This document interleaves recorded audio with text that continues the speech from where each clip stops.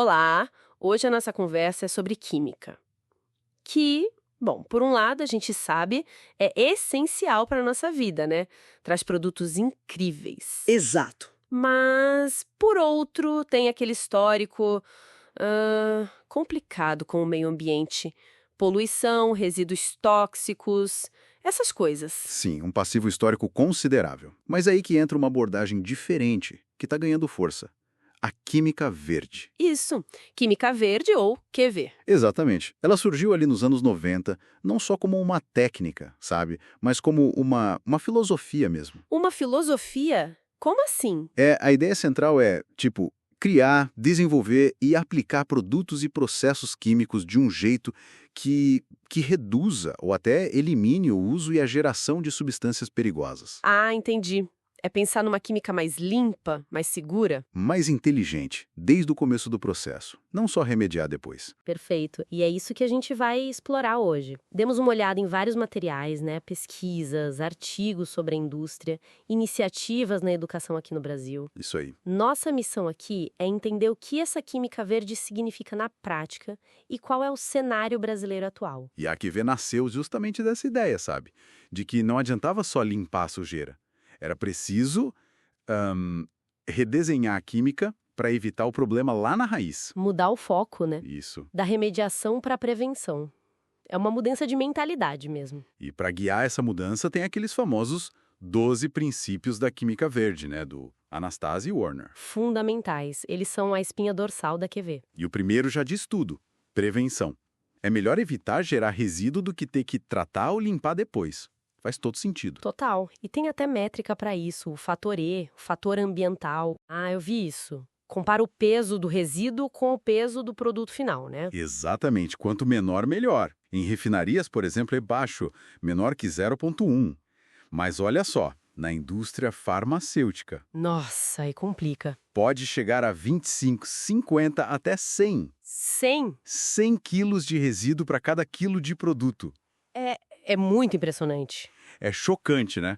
Mostra a urgência da QV nesse setor. Mas tem exemplo bom também. A Pfizer, por exemplo, criou uma rota nova para fazer a sertralina, um antidepressivo. E o que eles mudaram? Usaram basicamente etanol, que é um solvente verde, sabe? E com isso eliminaram tipo 90% dos solventes problemáticos que usavam antes. Uau, 90%. Que diferença. E tem outro princípio importante, a economia de átomos. Sim, esse é chave. A ideia é que o máximo possível dos átomos que você coloca na reação, os reagentes, acabem fazendo parte do produto final, sem desperdício. Entendi. Para não jogar átomo fora, basicamente. Isso. O caso clássico é o do ibuprofeno. A rota antiga, nossa, tinha 6 etapas. E a economia de átomos era só uns 40%. Só 40%? Metade ia fora, praticamente? Quase isso. Já a rota verde, mais moderna, são 3 etapas. E o aproveitamento dos átomos, quase 99%. Que salto! Bem mais eficiente. E o terceiro destaque que a gente separou?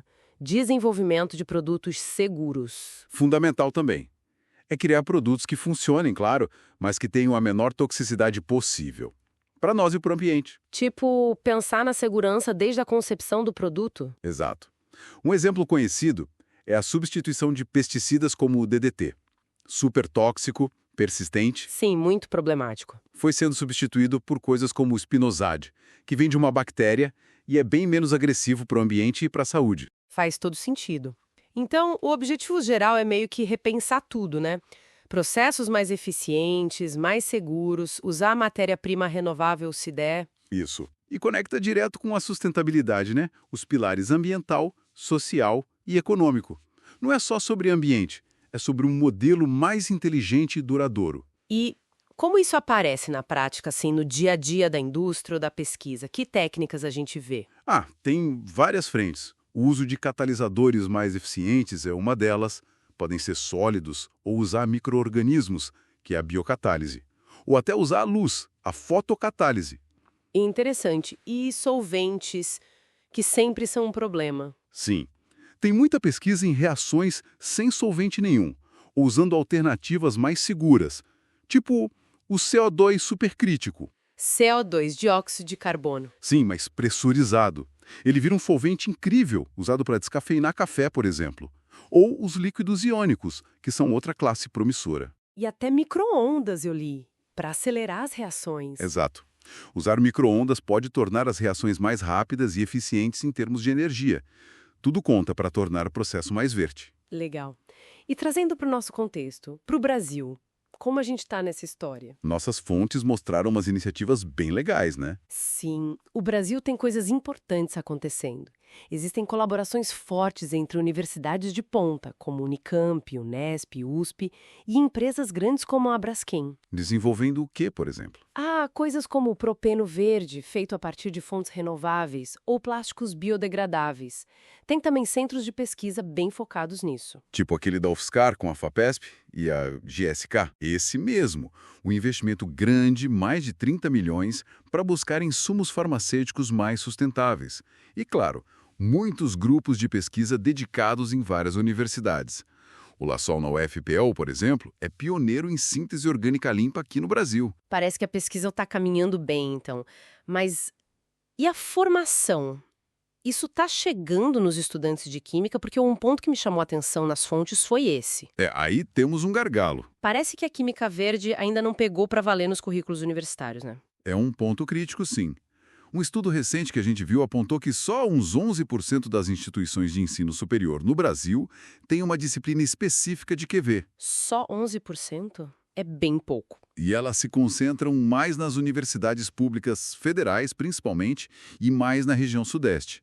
E muitas vezes são matérias optativas, mais teóricas e mais comuns na pós-graduação do que na graduação. Entendi. E ainda tem o risco de confundir com química ambiental, né?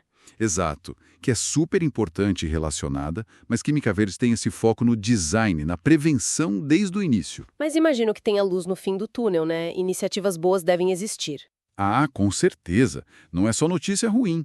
Tem exemplos ótimos. A Unesp, por exemplo, foi a primeira universidade no Brasil a aderir ao Green Chemistry Commitment, o GCC, um compromisso internacional. Quando foi isso? Em 2019, eles criaram disciplinas, investem em pesquisa, extensão, inclusive apoiaram a tradução daquele livro, que é a Bíblia da área, Química Verde, Teoria e Prática. Que legal! E outras universidades? Sim, outras aderiram ao GCC também, como a UNB, o UFPEL, o UFG, o IFRJ.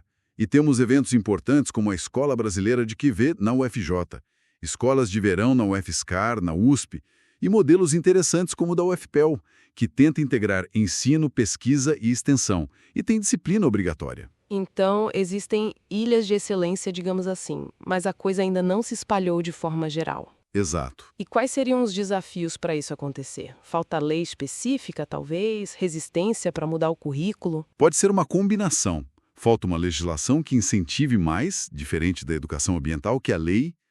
Pode ter resistência à mudança curricular, sim, e talvez uma necessidade de abordar isso de forma mais crítica, menos só técnica. E comparando com outros países, tipo os Estados Unidos? Lá tem bem mais universidades signatárias do GCC, programas de pós mais estabelecidos na área.